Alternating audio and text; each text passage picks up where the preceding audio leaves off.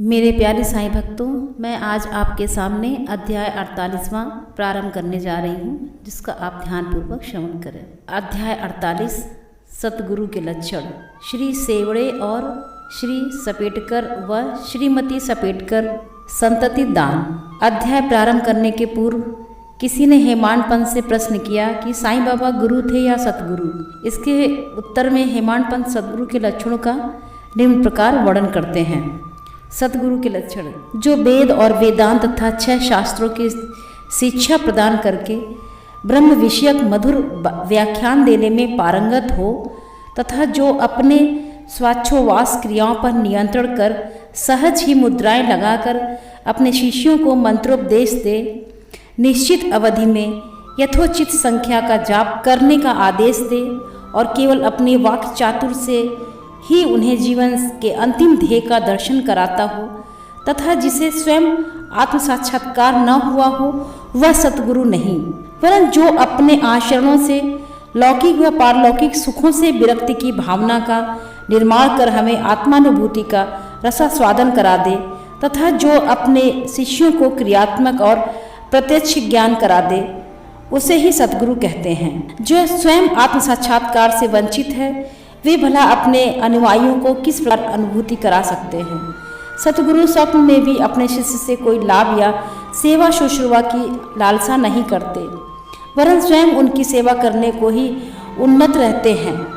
उन्हें यह कभी भी भान नहीं होता कि मैं कोई महान हूँ और योग्य शिष्य मुझसे तुच्छ हैं, अपितु उसे अपने ही सदृश से समझा करते हैं। सतगुरु की मुख्य विशेषता यही है कि उनके हृदय में सदैव परम शांति विद्यमान रहती है। वे कभी अस्थिर या अशांत नहीं होते और न उन्हें अपने ज्ञान का ही लेशमात्र गर्व होता है। उनके लिए राजा, रंक, स्वर्ग, अपवर्ग सब एक ही समान है। हेमाड पंत कहते हैं कि मुझे गत जन्मों के शुभ संस्कारों के परिणाम स्वरूप ही श्री साईं बाबा सदृश सतगुरु के चरणों की प्राप्ति तथा उनके कृपा पात्र बनने का सौभाग्य प्राप्त हुआ है। वे अपनी युवा अवस्था में चिलम के अतिरिक्त कुछ संग्रह न किया करते थे। न उनके बाल बच्चे तथा मित्र थे, न घर बार था और न उन्हें किसी प्रकार का आश्रय प्राप्त था। 18 वर्ष की अवस्था से ही उनका मनोनिग्रह बड़ा विलक्षण था। वे निर्भय होकर निर्जन स्थानों में विचरण करते एवं सदा आत्मलीन रहते थे। उनका कथन था कि मैं सदा भक्त के पराधीन हूँ। जब वे शरीर में थे, उस समय भक्तों ने जो अनुभव किए, उनके समाधिस्थ होने के पश्चात आज भी जो उनके शरणागत हो चुके हैं, उन्हें उसी प्रकार के अनुभव होते हैं। भक्तों को तो केवल इतना ही यथेष्ट है कि यदि वे अपने हृदय को भक्ति और विश्वास का दीपक बनाकर उसमें प्रेम की ज्योति प्रज्वलित करें तो ज्ञान ज्योति स्वयं प्रकाशित हो उठेगी। प्रेम के अभाव में शुष्क ज्ञान व्यर्थ है। ऐसा ज्ञान किसी को भी लाभप्रद नहीं हो सकता। प्रेम के अभाव में संतोष नहीं होता। इसलिए हमारा प्रेम असीम और अटूट होना चाहिए। प्रेम की कीर्ति का गुणगान कौन कर सकता है, जिसकी तुलना में समस्त वस्तुएं तुच्छ जान पड़ती हैं। प्रेम रहित पठन पाठन सब निष्फल है। प्रेमांकुर के उदय होते ही भक्ति, वैराग्य, शांति और कल्याण रूपी संपत्ति सहज ही प्राप्त हो जाती है। जब तक किसी वस्तु के लिए प्रेम उत्पन्न नहीं होता, तब तक उसे प्राप्त करने की भावना ही उत्पन्न नहीं होती। इसलिए जहाँ व्याकुलता और प्रेम है, वहाँ भगवान स्वयं प्रकट हो जाते हैं। भाव में ही प्रेम अंतर्निहित है और वही मोक्ष का कारणीभूत है। यदि कोई व्यक्ति कलुषित भाव से भी किसी सच्चे संत के चढ़ पकड़ ले, तो भी यह निश्चित है कि वह अवश्य तर जाएगा। ऐसी ही कथा नीचे दर्शाई गई है। श्री सेवड़े अक्कलकोट के श्री सपेटकर वकालत का अध्ययन कर रहे थे। एक दिन उनकी अपने सहपाठी श्री सेवड़े से भेंट हुई। अन्य और भी विद्यार्थी वहां एकत्रित हुए और सबने अपनी अपनी अध्ययन संबंधी योग्यता का परस्पर परीक्षण किया। प्रश्नोत्तर से विदित हो गया कि सबसे कम अध्ययन श्री सेवड़े का है और वे परीक्षा में बैठने के अयोग्य हैं। जब सब मित्रों ने मिलकर उनका उपहास किया, तब सेवड़े ने कहा कि यद्यपि मेरा अध्ययन अपूर्ण है, तो भी मैं परीक्षा में अवश्य उत्तीर्ण हो जाऊंगा। मेरे साईं बाबा ही सबको सफलता देने वाले हैं। श्री सपेटकर को यह सुनकर आश्चर्य हुआ और उन्होंने श्री सेवड़े से पूछा कि ये साईं बाबा कौन हैं, जिनका तुम इतना गुणगान कर रहे हो। उन्होंने उत्तर दिया कि वे एक फ़कीर हैं, जो शिरडी की एक मस्जिद में निवास करते हैं। वे महान सत्य पुरुष हैं। ऐसे अन्य संत भी हो सकते हैं, परंतु वे उनसे अद्वितीय हैं। जब तक पूर्ण जन्म के शुभ संस्कार संचित न हो तब तक उनसे भेंट होना दुर्लभ है। मेरी तो उन पर पूर्ण श्रद्धा है। उनके श्रीमुख से निकले वचन कभी असत्य नहीं होते। उन्होंने ही मुझे विश्वास दिलाया है कि मैं अगले वर्ष परीक्षा में अवश्य उत्तीर्ण हो जाऊंगा। मेरा भी अटल विश्वास है कि मैं उनकी कृपा से परीक्षा में अवश्य सफलता पाऊंगा। श्री सपेटकर को अपने मित्र के ऐसे विश्वास पर हंसी आ गई और साथ ही श्री साईं बाबा का भी उन्होंने उपहास किया।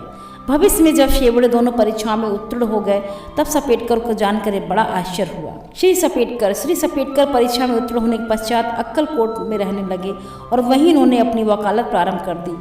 10 वर्षों के पश्चात सन 1913 में उनके इकलौते पुत्र के गले की बीमारी से मृत्यु हो गई, जिससे उनका हृदय विचलित हो उठा।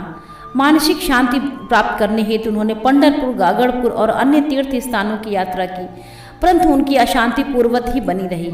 उन्होंने वेदांत का भी श्रवण किया, परंतु वह भी व्यर्थ ही सिद्ध हुआ। अचानक उन्हें शेवड़े के वचनों तथा श्री साईं बाबा के प्रति उनके विश्वास की स्मृति हो आई और उन्होंने विचार किया कि मुझे भी शिरडी जाकर बाबा के दर्शन करना चाहिए। वे अपने छोटे भाई पंडित राव के साथ शिरडी आए। बाबा के दर्शन कर उन्हें बड़ी प्रसन्नता हुई। जब उन्होंने समीप जाकर नमस्कार करके शुद्ध भावना से श्रीफल भेंट किया तो बाबा तुरंत क्रोधित हो उठे और बोले कि यहाँ से निकल जाओ। सपेटकर का सिर झुक गया और वे कुछ हटकर पीछे बैठ गए। वे यह जानना चाहते थे कि किस प्रकार उनके समक्ष उपस्थित होना चाहिए। किसी ने उन्हें बाला शिप्पी का नाम सुझा दिया। सपेटकर उनके पास गए और उनसे सहायता करने की प्रार्थना करने लगे। तब वे दोनों बाबा का एक चित्र मोड़ लेकर मस्जिद को आए। बाला शिप्पी ने अपने हाथ में चित्र लेकर बाबा के हाथ में दे दिया और ये पूछा कि यह किसका चित्र है। बाबा ने सपेटकर की ओर संकेत कर कहा, यह तो मेरे यार का है। यह कहकर वे हंसने लगे और साथ ही सब मंडली भी हंसने लगी। बाला शिप्पी के संकेत पर सपेटकर उन्हें प्रणाम करने लगे और पुनः चिल्ला पड़े कि बाहर निकलो। सपेटकर की समझ में नहीं आया कि वे क्या करें। तब वे दोनों हाथ जोड़कर प्रार्थना करते हुए बाबा के सामने बैठ गए, परंतु बाबा ने उन्हें तुरंत बाहर ही निकालने की आज्ञा दी। वे दोनों बहुत ही निराश हुए।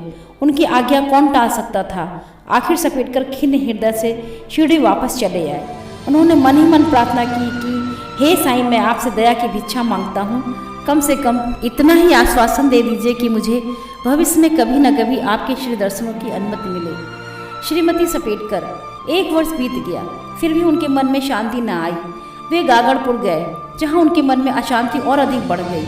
अतः वे माड़ेगांव विश्राम के लिए पहुँचे और वहाँ से ही काशी जाने का निश्चय किया।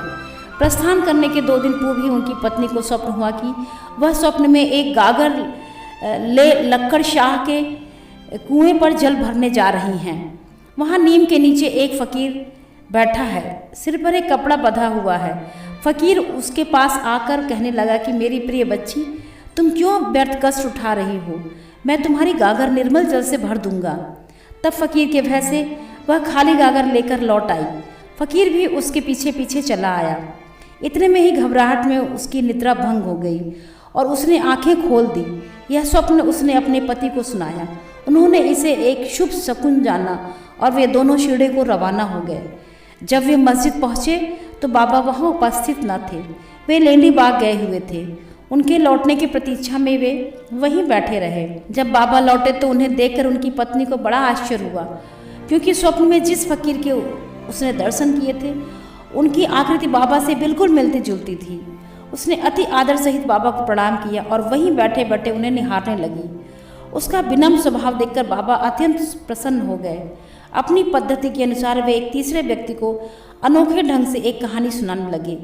मेरे हाथ, उधर शरीर तथा कमर में बहुत दिनों से दर्द हुआ करता था। मैं अनेक उपचार किए, परंतु मुझे कोई लाभ न पहुंचा।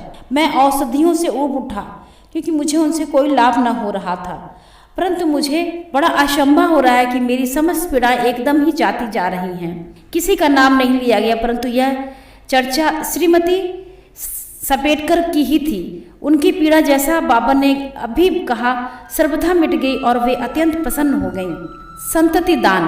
तब श्री सपेटकर दर्शन के लिए आगे बढ़े, परंतु उनका पूर्वोक्त वचनों से ही स्वागत हुआ कि बाहर निकल जाओ। इस बार वे बहुत धैर्य और नम्रता धारण करके आगे आए। उन्होंने कहा कि पिछले कर्मों के कारण ही बाबा मुझे अप्रसन्न हैं और उन्होंने अपना चरित्र सुधारने का और बाबा से एकांत में भेंट करके अपने पिछले कर्मों की क्षमा मांगने का निश्चय किया। उन्होंने वैसा ही किया भी, और जब उन्होंने अपना मस्तक उनके श्री चरणों पर रखा तो बाबा ने उन्हें आशीर्वाद दिया। अभी सपेटकर उनके चरण दबाते हुए बैठे ही थे कि इतने में एक गरेडियन आई और बाबा की कमर दबाने लगी। तब वह सदैव की भांति एक बनिए की कहानी सुनाने लगे। जब उन्होंने उसके जीवन के अनेकों परिवर्तन तथा उसके इकलौते पुत्र की मृत्यु का हाल सुनाया तो सपेटकर को अत्यंत आश्चर्य हुआ कि जो कथा वे सुना रहे हैं वह तो मेरी ही है। उन्हें बड़ा अचंभा हुआ कि उन्होंने मेरे जीवन की प्रत्येक बात का पता कैसे चल गया। अब उन्हें विदित हो गया कि बाबा अंतर्यामी हैं और सबके हृदय का पूरा पूरा रहस्य जानते हैं।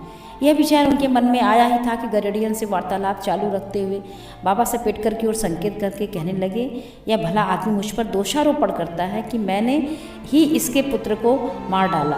क्या मैं लोगों के बच्चों के प्राण हरण करता हूँ? फिर यह महाशय मस्जिद में आकर अब क्यों चीख पुकार मचाते हैं? अब मैं एक काम करूँगा, अब मैं उसी बालक को फिर से इनकी पत्नी के गर्भ में ला दूंगा।